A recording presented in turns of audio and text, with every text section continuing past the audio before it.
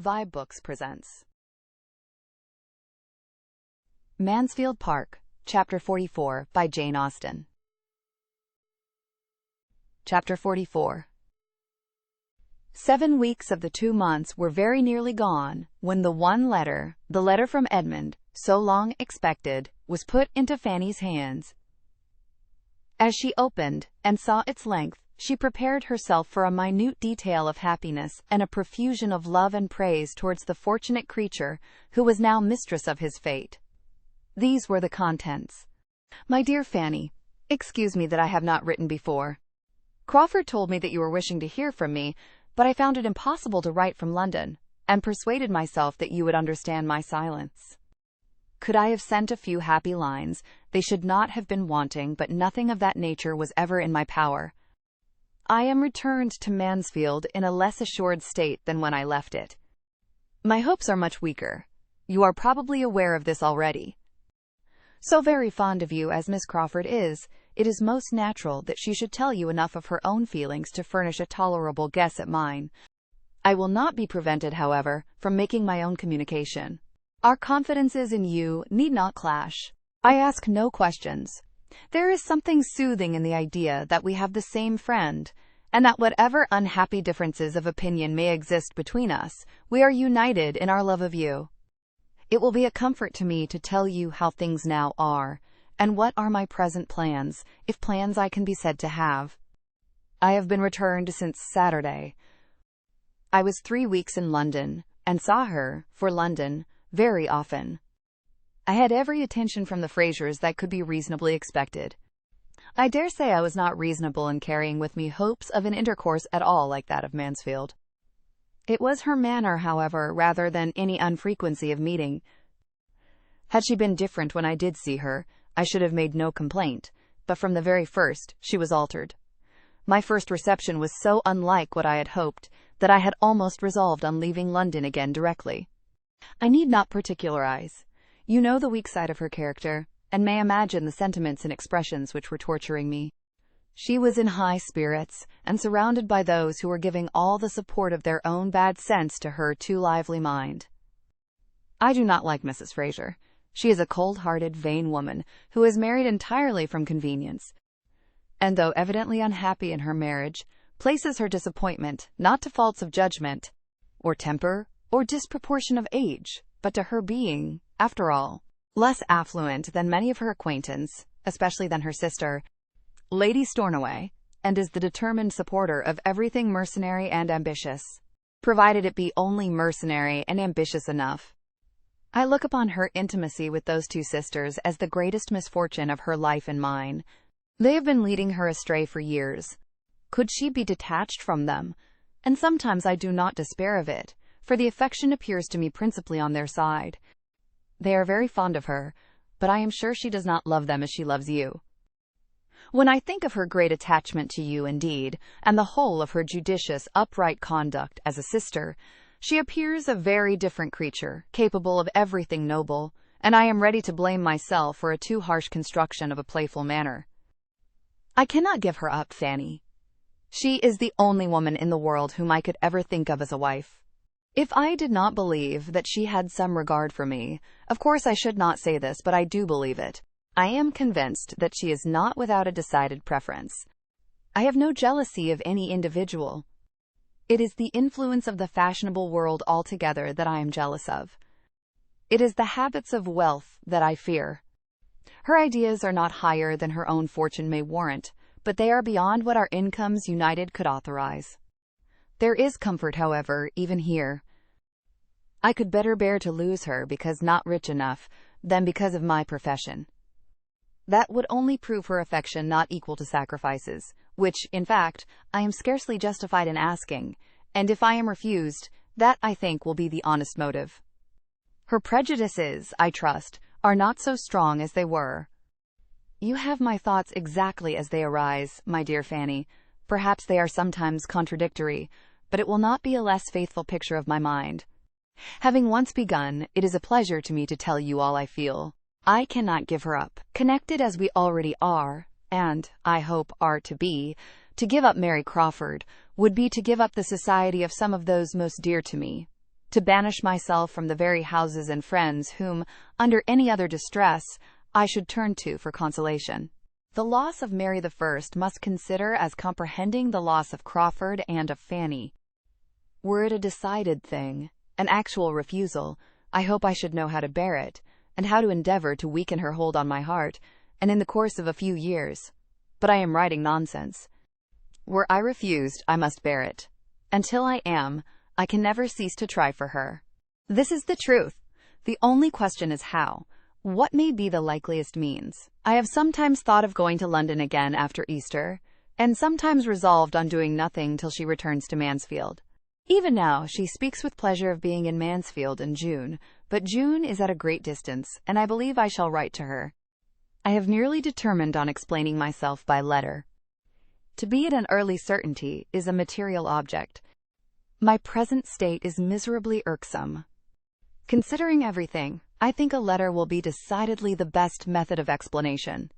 I shall be able to write much that I could not say, and shall be giving her time for reflection before she resolves on her answer, and I am less afraid of the result of reflection than of an immediate hasty impulse.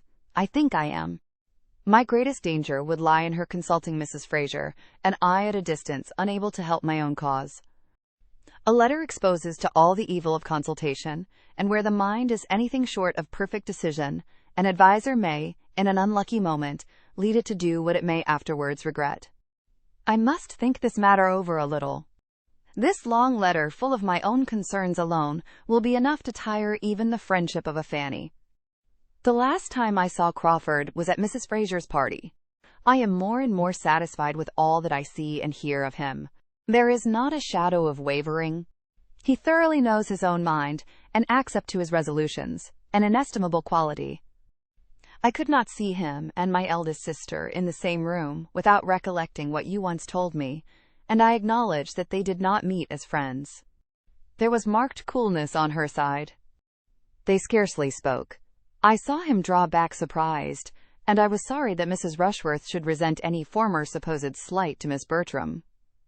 You will wish to hear my opinion of Maria's degree of comfort as a wife.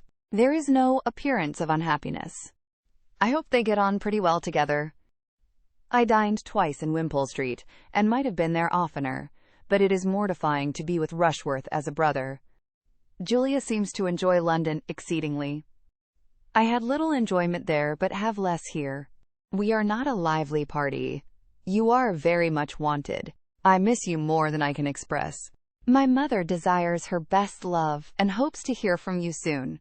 She talks of you almost every hour, and I am sorry to find how many weeks more she is likely to be without you. My father means to fetch you himself, but it will not be till after Easter, when he has business in town. You are happy at Portsmouth, I hope, but this must not be a yearly visit. I want you at home, that I may have your opinion about Thornton Lacey. I have little heart for extensive improvements till I know that it will ever have a mistress. I think I shall certainly write. It is quite settled that the Grants go to Bath. They leave Mansfield on Monday. I am glad of it. I am not comfortable enough to be fit for anybody, but your aunt seems to feel out of luck that such an article of Mansfield news should fall to my pen instead of hers. Yours ever, my dearest Fanny. I never will. No, I certainly never will wish for a letter again, was Fanny's secret declaration as she finished this. What do they bring but disappointment and sorrow? Not till after Easter. How shall I bear it? And my poor aunt talking of me every hour. Fanny checked the tendency of these thoughts as well as she could, but she was within half a minute of starting the idea that Sir Thomas was quite unkind, both to her aunt and to herself. As for the main subject of the letter, there was nothing in that to soothe irritation. She was almost vexed into displeasure and anger against Edmund. There is no good in this delay, said she. Why is not it settled? He is blinded, and nothing will open his eyes. Nothing can, after having had truths before him so long in vain. He will marry her, and be poor and miserable. God grant that her influence do not make him cease to be respectable. She looked over the letter again. So very fond of me. 'Tis nonsense all. She loves nobody but herself and her brother. Her friends leading her astray for years, she is quite as likely to have led them astray. They have all perhaps been corrupting one another, but if they are so much fonder of her than she is of them, she is the less likely to have been hurt, except by their flattery.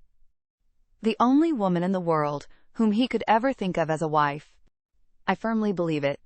It is an attachment to govern his whole life. Accepted or refused, his heart is wedded to her forever. The loss of Mary I must consider as comprehending the loss of Crawford and Fanny. Edmund, you do not know me. The families would never be connected if you did not connect them. Oh, right. Finish it at once. Let there be an end of this suspense. Fix, commit, condemn yourself.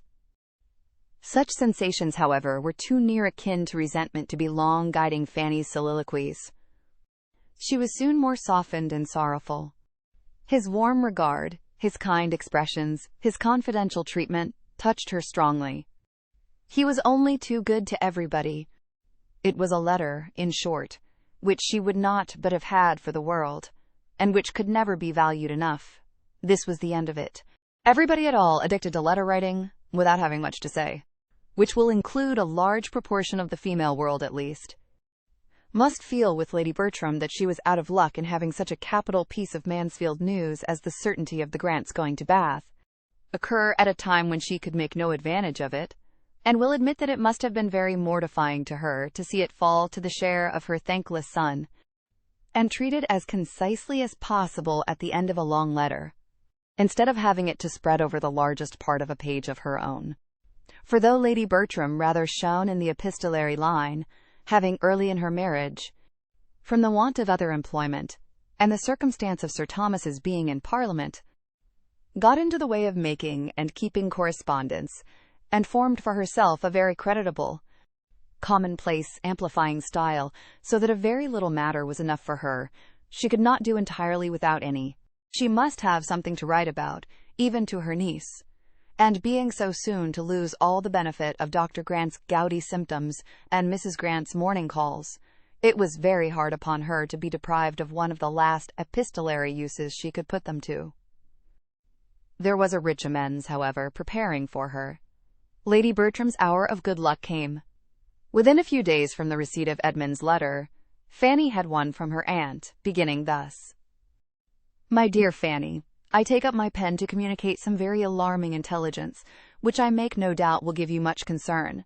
This was a great deal better than to have to take up the pen to acquaint her with all the particulars of the Grants' intended journey, for the present intelligence was of a nature to promise occupation for the pen for many days to come, being no less than the dangerous illness of her eldest son, of which they had received notice by express a few hours before. Tom had gone from London with a party of young men to Newmarket, where a neglected fall and a good deal of drinking had brought on a fever, and when the party broke up, being unable to move, had been left by himself at the house of one of these young men, to the comforts of sickness and solitude, and the attendance only of servants. Instead of being soon well enough to follow his friends, as he had then hoped, his disorder increased considerably, and it was not long before he thought so ill of himself as to be as ready as his physician to have a letter dispatched to Mansfield. This distressing intelligence, as you may suppose, observed her ladyship, after giving the substance of it, has agitated us exceedingly, and we cannot prevent ourselves from being greatly alarmed and apprehensive for the poor invalid, whose state Sir Thomas fears may be very critical, and Edmund kindly proposes attending his brother immediately. But I am happy to add that Sir Thomas will not leave me on this distressing occasion, as it would be too trying for me. We shall greatly miss Edmund in our small circle, but I trust and hope he will find the poor invalid in a less alarming state than might be apprehended, and that he will be able to bring him to Mansfield shortly, which Sir Thomas proposes should be done, and thinks best on every account, and I flatter myself the poor sufferer will soon be able to bear the removal without material inconvenience or injury.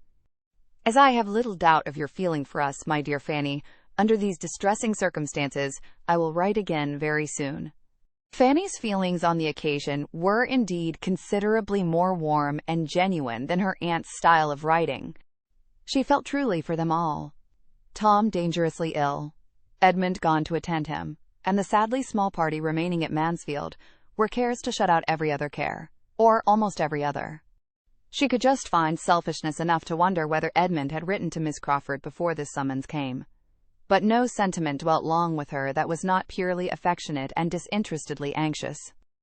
Her aunt did not neglect her. She wrote again and again. They were receiving frequent accounts from Edmund, and these accounts were as regularly transmitted to Fanny, in the same diffuse style, and the same medley of trusts, hopes, and fears, all following and producing each other at haphazard. It was a sort of playing at being frightened. The sufferings which Lady Bertram did not see had little power over her fancy, and she wrote very comfortably about agitation and anxiety and poor invalids, till Tom was actually conveyed to Mansfield, and her own eyes had beheld his altered appearance. Then a letter, which she had been previously preparing for Fanny, was finished in a different style, in the language of real feeling and alarm. Then she wrote as she might have spoken. "He is just come, my dear Fanny, and is taken upstairs, and I am so shocked to see him, that I do not know what to do. I am sure he has been very ill. Poor Tom! I am quite grieved for him, and very much frightened, and so is Sir Thomas, and how glad I should be if you were here to comfort me. But Sir Thomas hopes he will be better tomorrow, and says we must consider his journey." The real solicitude, now awakened in the maternal bosom, was not soon over. Tom's extreme impatience to be removed to Mansfield, and experience those comforts of home and family which had been little thought of in uninterrupted health, had probably induced his being conveyed thither too early, as a return of fever came on, and for a week he was in a more alarming state than ever. They were all very seriously frightened. Lady Bertram wrote her daily terrors to her niece, who might now be said to live upon letters, and pass all her time between suffering from that of today and looking forward to tomorrow's. Without any particular affection for her eldest cousin, her tenderness of heart made her feel that she could not spare him, and the purity of her principles added yet a keener solicitude when she considered how little useful, how little self-denying his life had apparently been. Susan was her only companion and listener on this, as on more common occasions. Susan was always ready to hear and to sympathize. Nobody else could be interested in so remote an evil as illness in a family above 100 miles off, not even Mrs. Price, beyond a brief question or two, if she saw her daughter with a letter in her hand, and now and then the quiet observation of, "My poor sister Bertram must be in a great deal of trouble." So long divided and so differently situated, the ties of blood were little more than nothing. An attachment, originally as tranquil as their tempers, was now become a mere name. Mrs. Price did quite as much for Lady Bertram as Lady Bertram would have done for Mrs. Price. 3 or 4 Prices might have been swept away, any or all except Fanny and William, and Lady Bertram would have thought little about it, or perhaps might have caught from Mrs. Norris's lips the cant of its being a very happy thing, and a great blessing to their poor dear sister Price to have them so well provided for.